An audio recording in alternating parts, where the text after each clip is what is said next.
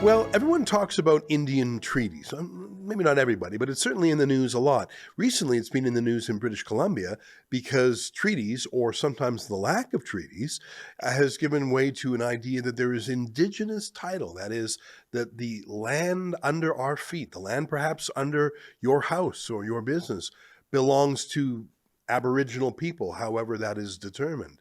And this is terrifying. Hundreds of people in British Columbia whose land under their houses is now in question. And of course, that's a precedent that could spread throughout British Columbia and elsewhere too. The idea of Indigenous title is something that radical lawyers and judges have been working on for a generation, and now it's coming to fruit. I've also heard Indian treaties talked about for other things, like in Alberta. Do those Indian treaties make it impossible for Alberta to separate from Canada? You have other Indian treaty claims, for example, that treaties allow Indigenous people to get lower sentences for crimes. Those are actually framed as respecting the cultural hardship of Indigenous people. But these treaties are certainly thrown around a lot, and I don't think most people have read them. I mean, it's an obscure document. It would sort of be like reading your own mortgage, because in a way, it's a kind of mortgage. At least it touches on the land. It's a binding contract. What I want to do for the next 20 minutes or so is read a treaty. I'm not going to read every word because some of it's repetitive and some of it's way too detailed and you sort of get the point. But I want to read to you a treaty from my home province originally, Alberta, called Treaty 6. You can see a map of different treaties, and you can see that British Columbia was not covered by treaties, which is a source of some of the problem. But Alberta is completely covered by various treaties, and I just chose Treaty 6 at random. And I want to take you through it. It's a fascinating document. It's a kind of contract, and why don't I just jump into it? Remember, this is in the late 19th century. The Queen at the time is Queen Victoria. Canada is being populated very quickly. The CP rail is being built. The settlers are coming in. The government wants to settle the West before America gobbles up more land. They would love to have British Columbia join. So there's a real need to firm things up on the ground. Who owns the land? Well, the Queen needs to, because she's going to bring in a deliberate policy of immigration, particularly of farmers, for example, to make something out of the land. So let me just jump in without further ado to Treaty number 6. Between Her Majesty the Queen and the Plain and Wood Cree Nations and other tribes of Indians at Fort Carleton, Fort Pitt, and Battle River, with adhesions. Adhesions is an interesting word. These are people who, after the treaty was signed, said, hey, can we sign that too? So they adhered their name to it. It's difficult, I would imagine, to sign a treaty with the Indian tribes, as they were called then, because there wasn't a central Indian government. And I'm using the word Indian because that's the word in the treaty and that's the word in the law, the Indian Act. And frankly, most Indians I know call themselves Indians. They were not organized. They did not have newspapers. They, in fact, didn't have written language at all. So to do a contract, to do a treaty with an entire nation of Indians was very difficult, but they just basically went around talking to elders and talking to chiefs and bosses and trying to cobble together enough signatures that they could say, yeah, we have extinguished any interest that everyone else had because they all signed this. Without further ado, let me read.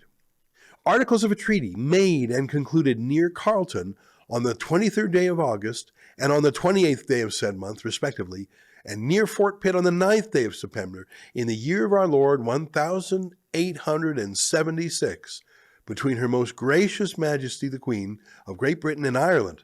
Remember, this was before Ireland broke away, so even the name of the empire is different. By her commissioners, the Honorable Alexander Morris, Lieutenant Governor of the province of Manitoba and the Northwest Territories. Remember, this is before Alberta and Saskatchewan were even provinces. And the Honorable James Mackay and the Honorable William Joseph Christie of the one part, and the Plain and Wood Cree and other tribes of Indians, inhabitants of the country within the limits hereinafter defined and described by their chiefs, chosen and named as hereinafter mentioned, of the other part. Whereas the Indians inhabiting the said country have, pursuant to an appointment made by said commissioners, being convened at meetings at Fort Carlton, Fort Pitt, and Battle River to deliberate upon certain matters of interest to her most gracious majesty of the one part, and the said Indians on the other. So basically they're saying, all right, we got these Indian chiefs and other leaders together in these different towns and forts on different days, and it was for the purpose of doing a deal. And whereas the said Indians have been notified and informed by Her Majesty's said commissioners that it is the desire of Her Majesty to open up for settlement, immigration, and such other purposes as to Her Majesty may seem meet, a tract of country bounded and described as hereinafter mentioned, and to obtain the consent thereto of her Indian subjects inhabiting the said tract, and to make a treaty and arrange with them so that there may be peace and goodwill between them and Her Majesty, and that they may know and be assured of what allowance they are to count upon, and receive from Her Majesty's bounty and benevolence. So this is the Queen's agents, the commissioners, the governors. This is their job, is to do a deal with the Indians, that the Indians understand it, that there's peace and goodwill, but they express some of the goals: immigration, settlement, and whatever other purposes are necessary. And whereas the Indians of the said tract, duly convened in council, as aforesaid, and being requested by Her Majesty's said commissioners to name certain chiefs and headmen who should be authorized on their behalf to conduct such negotiations and sign any treaty to be founded thereon, and to become responsible to Her Majesty for their faithful performance by their respective bands of such obligations as shall be assumed by them, the said Indians have thereupon named for that purpose, that is to say, representing the Indians who make the treaty at Carleton, the several chiefs and councillors who have subscribed hereto, and representing the Indians who make the treaty at Fort Pitt, the several chiefs and councillors who have subscribed hereto.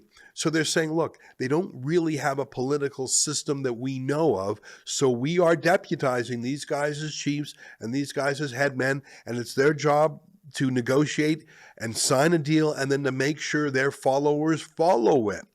And thereupon in open council, the different bands having presented their chiefs to the said commissioners as the chiefs and headmen, for the purpose aforesaid of the respective bands of Indians inhabiting the said district hereinafter described.